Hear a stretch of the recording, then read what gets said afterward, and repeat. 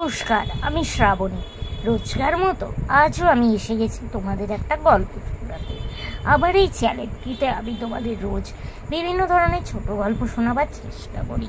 আজকে আমি তোমাদের লেখিকা লীলা মজুমদার মহাশয়ের লেখা একটি ছোট গল্প, যার নাম ভূতের ছেলে, এটি শোনাবার চেষ্টা করব। তো বন্ধুরা, তোমাদের জানাই যে আমি একজন শারীরিক প্রতিবন্ধী। নিজের প্রতিবন্ধকতাকে ভুলে নিজের একটা পরিচয় তৈরি করব, সেই লক্ষ্যেই তোমাদের এই গল্প শোনানোর কাজটা শুরু করেছি। এই কাজে আমি তখনই সফল হব যখন তোমরা আমাকে একটু সাপোর্ট করবে। তো বন্ধুরা, তাই আমি তোমাদের রিকোয়েস্ট করছি, প্লিজ প্লিজ তোমরা আমার বলা গল্পগুলো স্কিপ না করে গিয়ে পুরোটা শোনো। আমার চ্যানেলটা সাবস্ক্রাইব করো, ভালো লাগলে লাইক করো, কমেন্ট করো ও একটু শেয়ার করো। আর এখনও অবধি যেসব বন্ধুরা আমার চ্যানেলটা সাবস্ক্রাইব করেছো তাদেরকে অনেক অনেক ধন্যবাদ জানালাম। আর যারা এখনও করোনি তারা প্লিজ একটু সাবস্ক্রাইব করে আমাকে সাপোর্ট করো। তো চলো তোমাদের আজকের গল্পটা শোনানো শুরু করে দিই। ভূতের ছেলে, লেখিকা লীলা মজুমদার মহাশয়া। রাত যখন ভোর হয়ে আসে তখন ওই 3 বাঁকা নিম গাছটায় হুতুম প্যাঁচাটারও ঘুম পায়। নীরু দেখেছে ওর কানে লোমে ঢাকা, ওর চোখে চশমা, ওর মুখ হাঁড়ি। হুতুমটা কেন যে চিল ছাদের ছোট খুবড়িটাতে পায়রাদের সঙ্গে বাসা করে না, নেরু তা ভেবেই পায় না। বোধহয় ভূতেদের জন্য নিম গাছতলায় ভূত আছে। একদিন ভোরবেলায় মই বলে ছাগলদারি লোকটা রাস্তার আলো নিভিয়ে নিভিয়ে চলে গেলে পর নেরু দেখেছিল কোমরের উপর ঘুমশিওয়ালা, মাথায় গুটি কত কোবরা চুল ভূতেদের ছোট কালো ছেলে নিম গাছতলায় কাঁসার বাটিতে নিম ফুল কুড়োচ্ছে। নেরুকে দেখেই ছেলেটা এক চোখ বুঝে বক দেখালো। নেরু ভাবলো ভূত কি না, তাই ভদ্রলোক নয়। তারপর অনেকদিন নেরু অনেক বেলা পর্যন্ত গ্যাগ গ্যাগ করে ঘুম লাগিয়েছে। শেষটা এমনকি ভজাদা এসে ঠ্যাং ধরে টেনে খাট থেকে নামিয়েছে।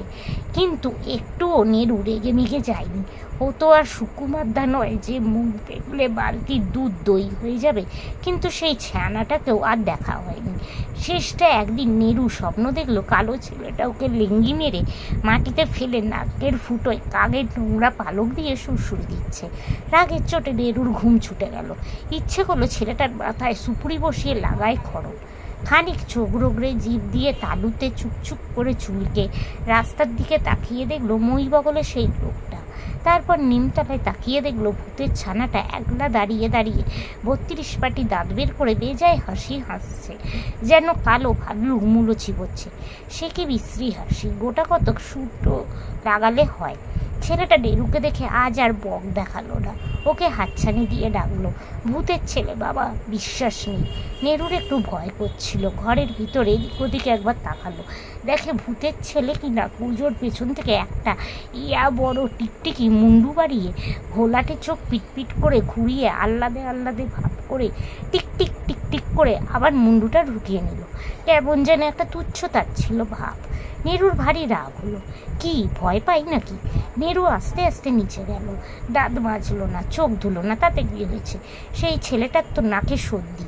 নিমতলায় যাবার পথে দেখে 2 দিকে দেয়ালে ঘুঁটে দেওয়া কতগুলো গোল গোল মতো, সেগুলো ধোপার মা দিয়েছে। আর কতগুলো ঠ্যাংওয়ালা, সেগুলো ধোপার মায়ের মেয়ে দিয়েছে। কিন্তু নিমতলায় গিয়ে দেখে ছেলেটা তাই যেন সটকে পড়েছে। কি জানি ভোর হয়ে এসেছে, আলো টালো দেখে উঠে গেল না তো। সেই দিনই সন্ধ্যাবেলায় নেরুর দাঁত ব্যথা করছিল, তাই লবঙ্গ জল দিয়ে মুখ ধুয়ে জানলার উপর বসে ভাবছিল, আচ্ছা নেপাল খুঁড়োর কেনই বা এমন সিন্ধু ফটকের মতো গোফ, আর বিধুদাই কেন দিনরাত টিকটিক করে। এদিকে ওদের বাড়ির দারোয়ান কি যেন গাইছিল মনে হচ্ছিল। নিমতলাতে আর যাব না কেলো ভূতের কালো ছানা।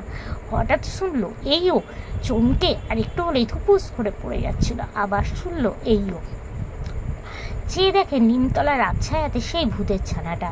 নেরু গলা নামিয়ে হিন্দিতে ফিসফিস করে বলল, হাম শুনতে পাতা।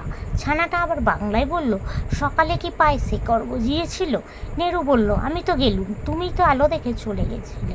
ছেলেটা বলল, দুধ আলো নয়, বাবাকে দেখে। নেরু ভাবলো, কেন বাবাকে দেখে চলে যাবে কেন?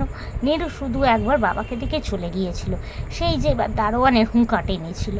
তাই জিজ্ঞেস করলো, হুঁকো টেনেছিলে? ছেলেটা বলল, দুধ তার থেকে বিড়ি ভালো। তোমার বাবা কি গাছে থাকেন? দুধ থাকেন না চড়ে। আমি অনেক তাক করে থাকি, কিন্তু কখনো পড়েন না। তিনি কি পেঁচা? দুধ। তারপর ছেলেটা একটা কথা বলল যেটা মা একদম বলতে বারণ করেছে। নেরু বলল, ছি, আচ্ছা তার পা কি উল্টো বাগে লটকানো? এবার ছেলেটা বেদম রেগে গেল, ভুরু কুচকে ফ্যাস ফ্যাস করতে করতে বলল, আর ফ্যাস ফ্যাস করতে লাগলো, আর হাতটাকে ঘুষি পাকাতে আর খুলতে লাগলো, যেন এই পেলেই সাবড়ে দেয়। তারপর কি ভেবে হঠাৎ ঠান্ডা হয়ে বলল, ওই যে মিস্ত্রিগুলো সারাদিন বাঁশের টঙে চড়ে তোমাদের বাড়ির বিশ্রী জানলাগুলোতে তোমার গায়ের রঙের মতো বদ সবুজ রং লাগায়, ওদের একটা দড়ি বাঁধা রঙের টিন আর একটা বড় চ্যাপ্টা রং লাগাবার জিনিস যদি আমাকে এক্ষুনি এনে না দাও, তাহলে তোমাকে, তোমার বাবাকে, তোমার দাদাকে আর তোমার মাকে কচু কাটা করবো। তোমাদের ছোটো কুকুরকে পানের মশলা বানিয়ে করিয়ে চিবিয়ে খাবো। তোমাদের মাসি পিসি যে যেখানে আছে তাদের থেতো করবো। তোমাদের রুটিওয়ালা, ঘিওয়ালা আর তোমরা যা যা রাখো সব কটাকে লম্বা লম্বা ফালি করে ছিঁড়ে কাপড় শুকোবার দড়িতে ঝুলিয়ে শুটকি মাছ বানাবো। আর তোমার যত বন্ধু হয়েছে সবগুলোকে নুন জল দিয়ে কাঁচা কাঁচা গিলে খাবো। বাবরে, কি হিংস্র খোকা! নেরু তাড়াতাড়ি একটা টিন আর 2-3টে বুরুস তাকে দিয়ে দিল। ছেলেটা ফ্যাঁচ ফ্যাঁচ করে হাসতে হাসতে অন্ধকারে মিলিয়ে গেল। রাতে নেরু শুনতে পেল ফিস ফিস করে কারা যেন কথা বলছে। কানে আঙুল দিয়ে শুলো, তবু মনে হলো কে যেন বলছে, আছে আছে নিম গাছে। নেরু ভাবলে, ওরে বাবা, কি আছে রে? পান্তাভূত, কদম্ব, পিসাচ, স্কন্দকাটা, গন্ধবেনে, শাকচুন্নি, পেদিনি, পান্তা খেছি। নেরু তো নাক মুখ ঢেকে রামঘুম লাগালো। পরদিন সকালে নিচে যাওয়ার সময় সিঁড়ির জানলা দিয়ে দেখে রাস্তার ওপারির কর্তা, এবাড়ির দারোয়ান বাবা, দাদা, মন্টুর বাবা, দিনদা, আরও কতকে, সবাই ঠ্যাং আর চুচ্চার বেজায় চেঁচাচ্ছে। নেরু আরও দেখলো রাস্তার সব বাড়ির দেয়ালে দেয়ালে সবুজ রং দিয়ে নানা রকম চিত্তির করা, পাশের বাড়ির সাদা গেটটা ডোরা কাটা। হঠাৎ নেরু চোখ দুটো ঠিকরে বেরিয়ে আসবার জোগাড় করলো সেই হিংস্র ছানাটা পথের মধ্যিখানে দাঁড়িয়ে, তার এক হাতে রঙের বুরুশ আর এক হাতে রঙের টিন, আর এক কান ও বাড়ির দারোয়ান ধরেছে আর এক কান এ বাড়ির লক্ষ্মণ সিং, আর ছেলেটা জোরসে চেল্লাচ্ছে। তারপর ভক ভক করে একটা মোটর ডাকলো আর পথ ছেড়ে সকলে চলে এলেন। লক্ষ্মণ সিংও কানে শেষ একটা প্যাঁচ দিয়ে খুব অনিচ্ছা সত্ত্বেও ছেড়ে দিল। তারপর ওদের বাড়ির দারোয়ান ওর হাত থেকে খামচা মেরে রঙের টিন আর বুরুশ নিয়ে গেল, আর হিন্দিতে বাংলাতে বিড়বিড় করে যে কী সব বকতে লাগলো। বকতে বকতে শুট মারতে মারতে ওদের বাড়ি দিয়ে গেল। নেরু পাড়া শুদ্ধ সকলের সাহস থেকে এমন হয়ে গেল যে দেখতেই ভুলে গেল যে ছেলেটার পাটা উল্টো লাগানো কিনা। নমস্কার। তো বন্ধুরা, আজকের এই গল্পটা এখানে শেষ হলো।